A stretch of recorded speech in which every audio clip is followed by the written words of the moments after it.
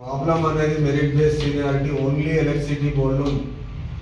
వేరే any government department అందరూ కూడా మెరిట్ సీనియారిటీ ప్రకారం చేస్తున్నారు.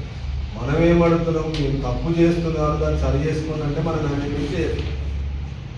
సో వాళ్ళు మిగతా బ్రదర్స్ మన వాళ్ళు ఇట్లా చెడు ప్రచారం చేసి ఇది కానీ కూడా చేస్తున్నారు.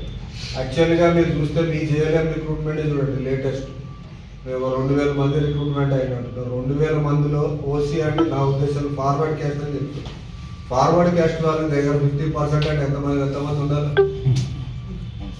హార్ట్లీ మీ దగ్గర చూడండి 200 మంది కూడా ఉంటారు. 2000 మంది వాడిని ముందు పెట్టు, మెరిట్ ఎవరికి మార్కులు వస్తే వాడిని ముందు పెట్టు, ఇర్రెస్పెక్టివ్ ఆఫ్ క్యాస్ట్. వీళ్ళు ఓసీ అనగా ఫార్వర్డ్ క్యాస్ట్ అని ముందుకు వస్తున్నారు. ఏవో చెప్పి ప్రచారం చేసి మనం మెరిట్ కాపాడమని అడుగుతున్నాం. ఎవరికి అన్యాయం ఈ కాన్సిక్వెన్షియల్ సీనియారిటీ దాన్ని కూడా చాలా అపోహలు పెట్టేసి కానికుండా చేస్తున్నారు. వాళ్ళకేమో అన్యాయం చేస్తున్నామని. మనం ఎప్పుడు కాన్సిక్వెన్షియల్ సీనియారిటీ తీయమని చెప్పలే, వాళ్ళకున్న రైట్స్ మనం లాక్కోవడానికి ఎప్పుడు చూడట్లేదు. నా పేరు R Sudhakar Reddy, Telangana electricity OC employees welfare association state ప్రెసిడెంట్ని. ఇవాళ మేము మా అసోసియేషన్ మీటింగ్స్ జరుపుకోవడానికంటూ జగిత్యాల విజిట్ చేయడం జరిగింది. రీసెంట్గా మరి electricity OC employees welfare association తరఫున మేము వేసిన కేసు కోర్టులో హియరింగ్కి వచ్చింది.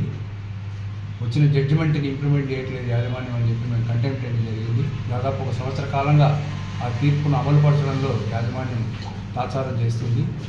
సో దానికి 15వ తారీఖు డిసెంబర్ 15వ తారీఖున జడ్జి గారు మరి చివరిగా అన్ని వాయిదాలు పోను చివరిగా ఒక 4 వారాలు వాయిదా ఇస్తూ 4 వారాల్లోపు ఆ తీర్పును అమలు పరచకుంటే మరి చైర్మన్లందరూ కూడా దాంట్లో మెన్షన్ చేసిన చైర్మన్లందరూ కూడా కోర్టుకు హాజరు కావాల్సి వస్తుందని చెప్పేసి తీర్పు ఇచ్చారు.